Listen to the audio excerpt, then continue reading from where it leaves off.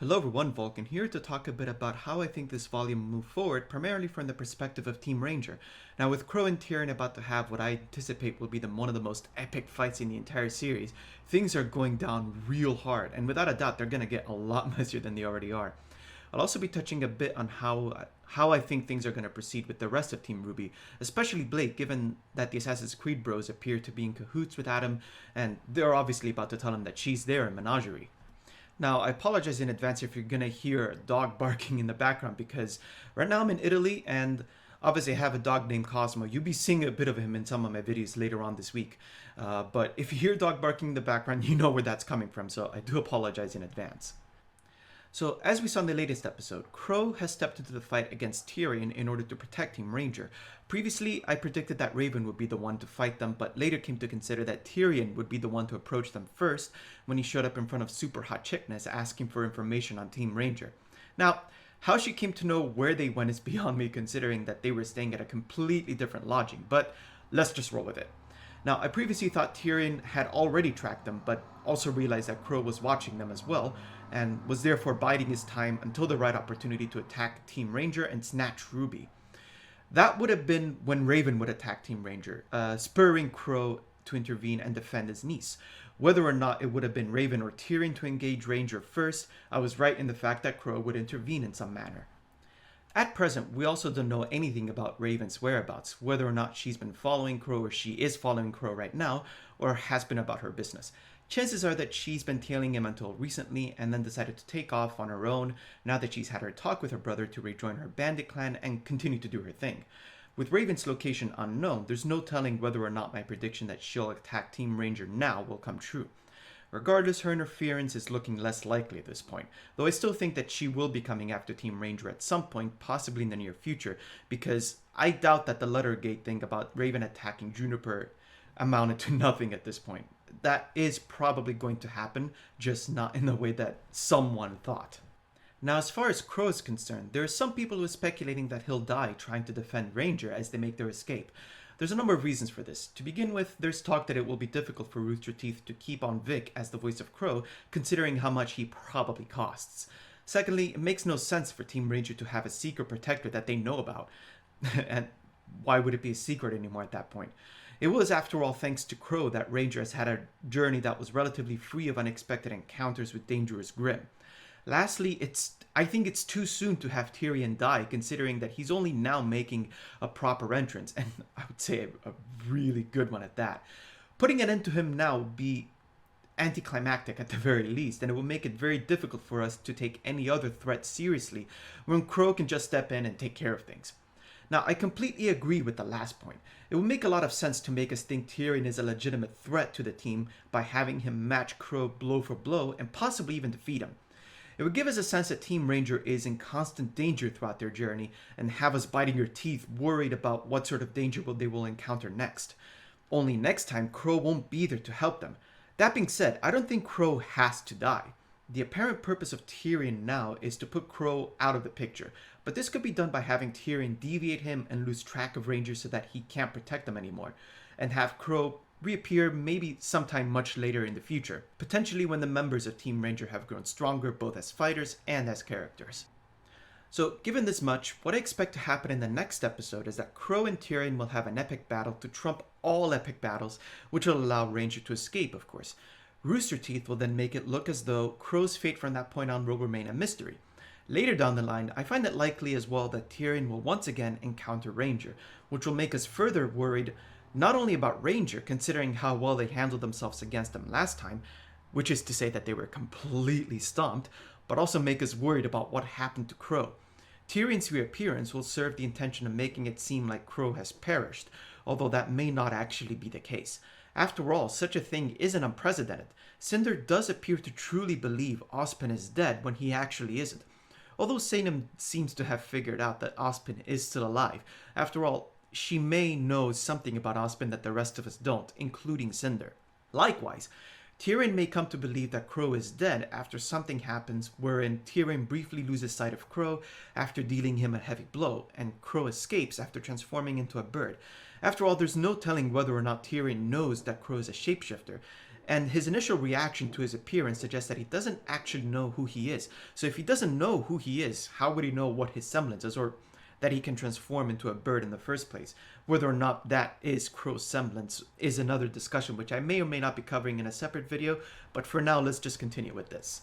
Putting Tyrian aside, I'm also curious to see a serious interaction between Jaune and Ruby. Now, I've been waiting for this ever since Ruby dropped in on Jaune's training in the night.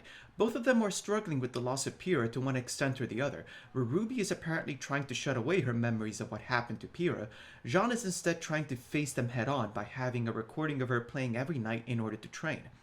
There's also the question of what exactly Ruby is hearing in her dreams, as Pyrrha's words in both of the dreams she had in episode 2 were not the sort that she should have heard. Ruby may or may not have been out of earshot when Pyrrha asked Cinder about destiny, and she definitely couldn't have heard Pyrrha screaming Jaune's name the way she did in the dream. In the second dream, that is.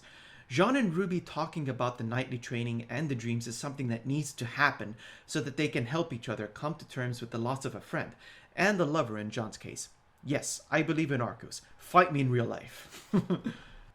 So the question of when this will happen is something I worry about, because with all the events recently unfolding in this volume, I wonder when time will be found for such an interaction between them. If it was meant to happen in Volume 4, I think the perfect timing would have been before Tyrion's appearance in Bigambana. Holding off their confrontation with Tyrian to make way for such character development would have been ideal in my opinion, but Rooster Teeth most likely has other plans at this stage and may be holding this off until the next volume.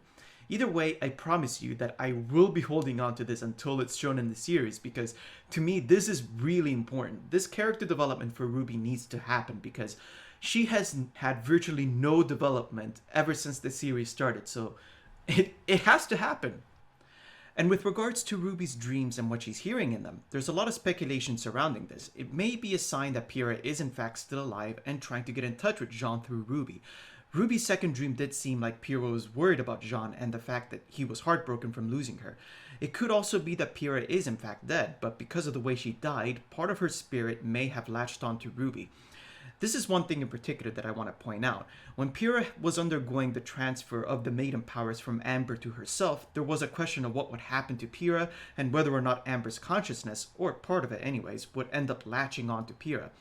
The process had been cut short before Pyrrha died, but because of that, Pyrrha may have at least gained some ability to transfer her consciousness over to the last person in her memories, and it's quite possible that Ruby was the last person Pyrrha saw before her death. I don't see this serving a practical purpose in any way, but it's simply a plot device which may jumpstart Ruby's own development as well as Jaune's, because Pyrrha might eventually manage to actually speak to Jaune through Ruby, although I see this being something that will only happen once. As far as other members of Team RWBY are concerned, Blake is the one I worry the most about, as I said earlier. With the Assassin's Creed bros telling Adam about Blake being at Menagerie, I fully expect that he'll attempt to take her back and by force. In Volume 3, Adam had already promised Blake that he would kill everyone she loves, and one can easily assume her parents fall under that category. The real question is how Adam is going to try to take Blake. I want to give Adam the benefit of the doubt in this instance. While I wouldn't be surprised if Adam comes to Menagerie with a full battalion of White Fang militants, I'd like to think that he at least doesn't want to bring harm to Faunus in Menagerie, considering that's where the White Fang initially came from. Rather, I find it probable that Adam will try to take Blake from under her parents' noses. For all his bravado, I don't think Adam wants to cross Gira, although there's no telling how strong Gira is at this point. One thing I am certain about is that Gira is now past his prime, unlike Adam, so a fight between them may well go in Adam's favor, even if it won't be easy for him. Either way, I don't find that it would be in his best interest, as it would make taking Blake that much harder. Hence why I think he'll make use of the Assassin's Creed bros to keep Gira busy, possibly by taking Kali as a hostage, while Adam goes after Blake. That may well mean serious monkey trouble, pun intended. On top of Adam being considerably stronger than any Academy student, there's also the fact that Blake isn't in a good place to be caught by Adam. Kukuwana, or however it's said, is blocked by a vicious desert with dangerous wildlife on one side, and an equally vicious ocean with sea dragons on the other. This begs the question of how Blake would think about making an escape, so unless Gira somehow manages to get the Assassin's Creed bros out of the way, things aren't looking too good for her. There's also the question of whether or not Adam's endeavors really are representative of the entirety of the White Fang, or if he really is the head of a splinter group that the Assassin's Creed bros refer to. If the latter, this begs the question of how High Leader Khan feels about this, or even Sister Ilya. Should either of them get wind of Adam entering Menagerie and threatening Gira with his wife and daughter, it'll be interesting to see what their reaction to this is. Even more so if one of them supports Adam. Perhaps Sister Ilya is part of Adam's faction, or rather Adam is part of Ilya's faction, which will reveal a huge war actually taking place within the White Fang that none of us even knew about before. I would like to finish things off with Weiss because however much I like Yang, her path at this point seems rather obvious in that she's training with her father and later will be going out to look for her sister. While I would like to see that shown on screen, Weiss is the other member of Team RWBY which has more interesting things happening to her. In episode 6 it was pretty obvious that Jacques was extremely displeased with her. As I mentioned in my video on Whitley, I expect he's taken steps to try and replace Weiss as the heir of the SDC, that is Shinita's company, by looking good in his father's eyes. One little thing that my man Adele also pointed out is that a picture of Whitley was on Jacques' desk, unlike Weiss and Winter, which likely shows that Jacques considers the girls a disappointment, while Whitley has done nothing but impress him. On top of that, Whitley may also try to help Weiss leave Atlas again, if he helped Weiss leave Atlas the first time, once more opening the way for him to take over Weiss's place as the child which will inherit the company. So in conclusion, while the volume is halfway done at this point, there's still lots of interesting things to look forward to, especially with regards to Team Ranger, as well as Blake and her struggles with the White Fang. So once more, let me know your thoughts down in the comment section below, like the video if you did, and of course subscribe to my channel for more because I really appreciate it, and I will see you around.